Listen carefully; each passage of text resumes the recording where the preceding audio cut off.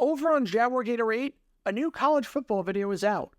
In this video, we talk about the absolute financial disaster that was the 2002 Silicon Valley Football Classic between Fresno State and Georgia Tech, and how the game almost got canceled at the very last minute.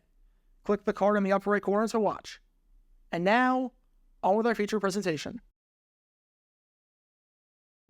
If you're a fan of soccer, you might know of transfers that happen called loans with options to buy. If you're not a fan, allow me to explain what this is.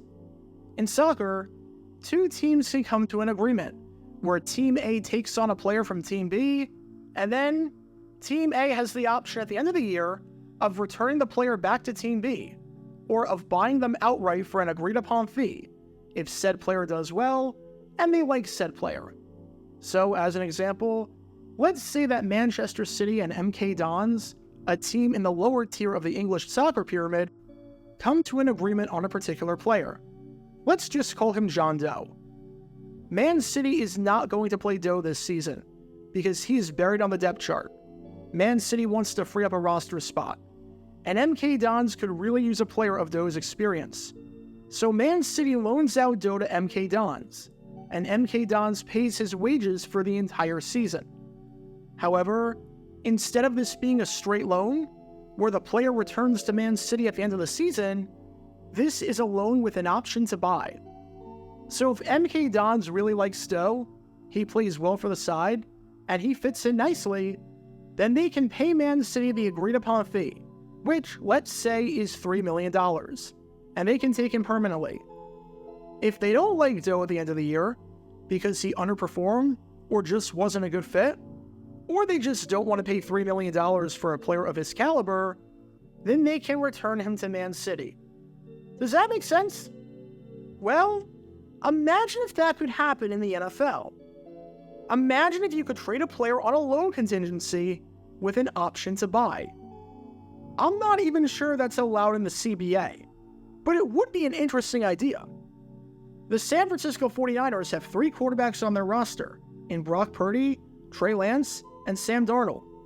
And let's say that Joe Burrow's injury for the Cincinnati Bengals was so bad that instead of it being a calf strain, it's a torn ACL, and he's out for the year. The Bengals call up the 49ers for a loan for Sam Darnold, where they will return him to the Niners at the conclusion of the season. However, if the Bengals like Darnold a lot, they could end up trading for him permanently for the agreed-upon price of, let's just say, 2 second-round picks. Again, a concept like this seems incredibly bizarre and incredibly foreign, and you wouldn't think that it had any place in the NFL.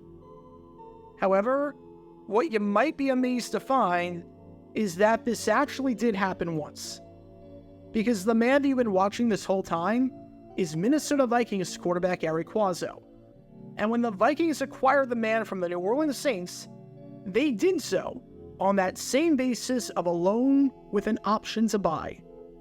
It is such a unique trade that the likes of which we will probably never see again, and it deserves a deep dive today. Because this is the story behind Gary Cuozzo, and what has to be, considering the circumstances, the strangest trade in the history of the Minnesota Vikings franchise, and maybe the strangest constructed trade in NFL history. Before I talk about the trade itself, we need some context to understand just who Gary Cuozzo was, how well he was doing with his original team of the New Orleans Saints, and why the Vikings even wanted him in the first place. When the New Orleans Saints first started out as an expansion team in 1967, they desperately needed to find themselves a quarterback, and it seemed like an opportunity fell in their laps when this man, Gary Cuozzo, was available on the trading block. Cuozzo was originally with the Baltimore Colts, and in his 4 seasons as the team's backup from 1963 to 66, he was one of the better backups in football, and threw 13 touchdowns and 9 interceptions. Most notably, his claim to fame came on November 14, 1965, when he started in a 41-21 victory against the Minnesota Vikings, and threw 5 touchdowns with no interceptions, having one of the greatest games by any quarterback at that point in the near half-century-long history of the NFL. Oddly enough, I talked about Cuozzo in a previous video and how the Saints viewed him so highly that they said that he was the next Johnny Unitas. So if you want to learn more about that, you can do so by clicking the card in the upper right corner. However, Cuozzo wanted out of Baltimore, and understandably so, seeing as even though he was good, he wasn't playing a whole lot because Johnny Unitas was ahead of him on the depth chart. Usually, if you have two quarterbacks, you have no quarterbacks. But there are some exceptions to that rule, like Joe Montana and Steve Young. And the mid-60s Colts, on paper, seem like an exception to the rule. As for how well he did with the Saints, well, as you can tell from these highlights and lowlights, it was a bit of a mixed bag. On one hand, he wasn't terrible, and obviously, he deserves the benefit of the doubt for being on an expansion team, where you've got a makeshift offensive line, and where you don't really have a whole lot to work with. Plus, he was a fairly accurate passer, as he was inside the top half of the NFL in completion percentage by completing over 51% of his passes. On the other hand, yeah, he definitely had his struggles, as was to be expected. The Saints went just 3-7 with him under center. He wasn't even the de facto starter, as he was splitting reps with veteran quarterback Billy Kilmer. And he took an absolute beating back there, not only taking 33 sacks, but being sacked on 11.3% of his dropbacks, which was the third worst percentage in football, only ahead of Cleveland Browns quarterback Frank Ryan, and oddly enough, the eventual Super Bowl champion, Green Bay Packers quarterback Bart Starr. He threw just 7 touchdowns, which ranked 17th in the NFL at a time where there were only 16 teams in the league, with multiple teams, like the Dallas Cowboys with Don Meredith and Craig Morton, and the Pittsburgh Steelers with Bill Nelson and Kent Nix, having multiple quarterbacks throw for more touchdowns than Cuozzo did. And not only did he have a poor touchdown-to-interception ratio at 7-12, or nearly 1-2, but over the second half of the season, he struggled immensely, as in the final month of the season in December, in those 3 games, he threw no touchdowns and 3 interceptions. The offense was stalling towards the end of the year. Cuozzo was not disastrous to the point where he was the worst quarterback in football, or even all that terrible. Again, he had his flashes, and he was playing under ridiculously tough circumstances. But the Saints knew that if they were going to get better, especially since they already had a quarterback in Kilmer, that they needed more players. They needed to stock up on draft picks. And with that in mind, the Saints traded him to this team right here, the Minnesota Vikings. The Vikings were 3-8-3 in Bud Brandt's first season as a head coach, and they desperately needed quarterback help, seeing as they had the 3rd worst passing offense in terms of passing yards, and the 2nd worst passing offense in terms of passing touchdowns. When your quarterbacks in Joe Cat, who you can learn more about by clicking the card in the upper right corner, Bob Berry, and Ron Vanderkellen, combined to complete just 44% of their passes with 11 touchdowns and 24 interceptions, yeah, you're not winning a whole lot of games that way. I should also note that in 1966, the Vikings had the worst passer rating in the league by a fairly healthy margin, to the point where there was no close second. The average passer rating in 1967 was 66.6, so Satan was living it up that year. Every single team in the NFL, even the bad ones, as you can tell from this chart, were at least above 50. And then, there's the Vikings, way at the bottom at 44.6. For some perspective, if you did nothing but spike the ball into the ground on every single play, your passer rating would be 39.6. The Vikings' passer rating, as a team, on the entire season, was just 5 points higher than that infamous number. So Gary Cuozzo seemed like a logical fit here. Said Saints head coach Tom Fears on the trade, "Our first, second, and fifth choices for 1967 were traded before I was hired as coach. Now, we come up to our 2nd year, and we're really in need of players. Cuozzo is one of the fine throwers in the business.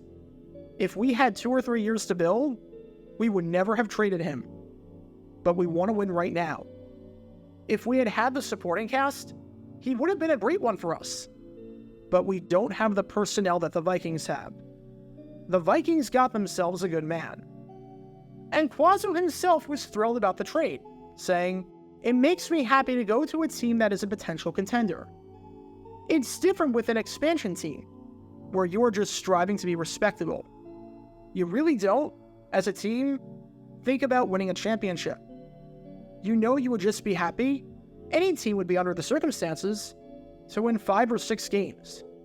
We won 3, and it was supposed to be a successful season. Someday, I'm sure New Orleans will be a contender. But I'm in my 6th year, and I really look forward to being with a team that is pointing for a contending position right now." And just like that, the Vikings have their quarterback in Gary Cuozzo. The same man that famously torched them in 1965 was now playing for them. The price was a steep one, as they had to give up a first-round pick in 1968 and 1969. However, they still had a first-round pick available from the Fran Tarkenton trade when they sent him to the New York Giants, so it was a price that they were willing to pay. So you would think that that would be the end of our story, right? The Vikings trade a 1968 and a 1969 first-round pick to the Saints in exchange for Gary Cuozzo, and give up 2 first-rounders for their quarterback of the future that they hope can be the franchise guy. And if that was it, then let's be honest. This isn't really much of a story. I mean, it's a story for sure. It's a big one at that. Anytime a trade happens for a starting quarterback involving 2 first-round picks, it's definitely a story. But it's not really one that deserves a mini documentary more than half a century later. However, that was not the end of the trade. Because in a bizarre twist, the likes of which we might never see again, the Vikings had a way out, and had a way of recouping some of their value if things went haywire. Because if, after 2 seasons, the Vikings did not like Gary Cuozzo, or did not think that he fit into their game plans, or thought they could upgrade at the position, they could trade him back to the Saints and receive New Orleans' first-round pick in 1970. No questions asked. In essence, this was a 2-year loan deal with an option to buy after the 1969 season. Seriously, after 1969, the Vikings could decide before the draft whether they were satisfied with Cuozzo or were dissatisfied and could return him to New Orleans. There is so much about this that is absolutely insane that I want to take some time just to talk about why a trade like this seemed absolutely asinine on the part of the Saints. Number 1, let's say that the Saints found themselves a quarterback. Let's say that Billy Kilmer was a stud, much like he eventually turned out to be in Washington throughout the 1970s. He was the starter going forward, no questions asked. The Vikings could just decide, hey, guess what? We're going to return Cuozzo to you, even though you have no need for him, and we're going to take your first-round pick. So much can change in the NFL in a 2-year stretch. You've seen it firsthand with a ton of teams. Heck, the Jacksonville Jaguars in 2017 had Saxonville. In 2019, there was basically no one left. Imagine if the St. Louis Rams made a trade like this before the start of the 1999 season and gave away Trent Green on loan. Then, Kurt Warner becomes an MVP and becomes the best quarterback in football. And the Rams have no need for Trent Green anymore. But too bad, because the Rams had to give up their first-round pick in 2001 to reacquire Green. And that's in the scenario where the team has no need for him because they have their quarterback and it worked out for them. What if the player that they loaned out just flat out stinks? Or what if he gets injured? What if Gary Cuozzo tears an ACL in 1968 and re-tears it in 1969? Guess what, New Orleans? You've got to give up your first-round pick for a guy that might never play again.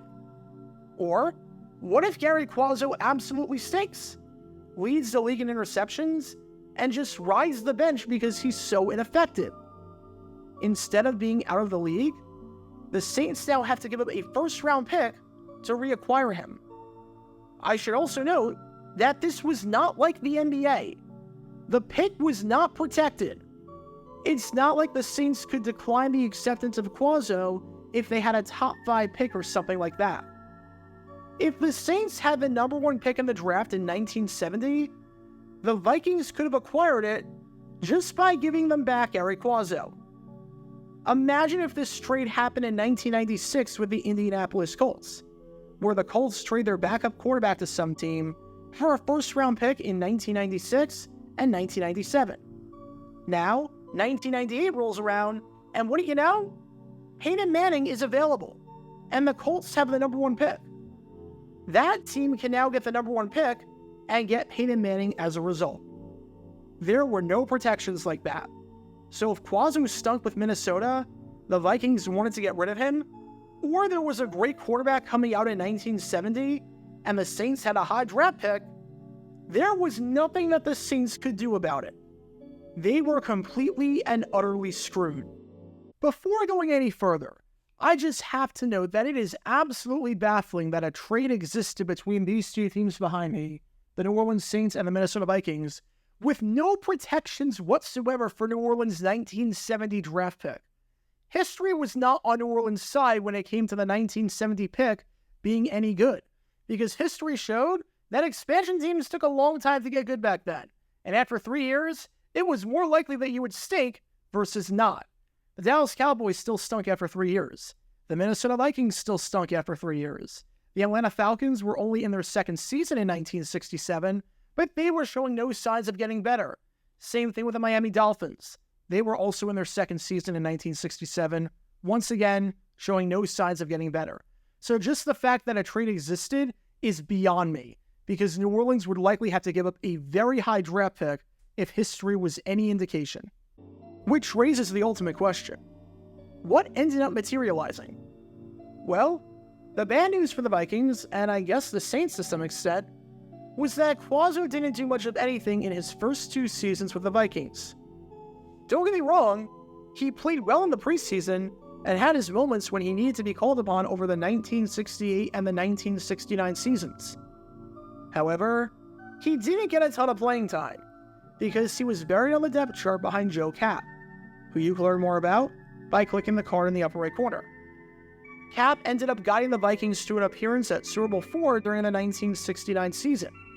So with him as the starting quarterback, playing some pretty good football, there was some talk that maybe the Vikings would take the extra pick and just ride with Kapp past 1969.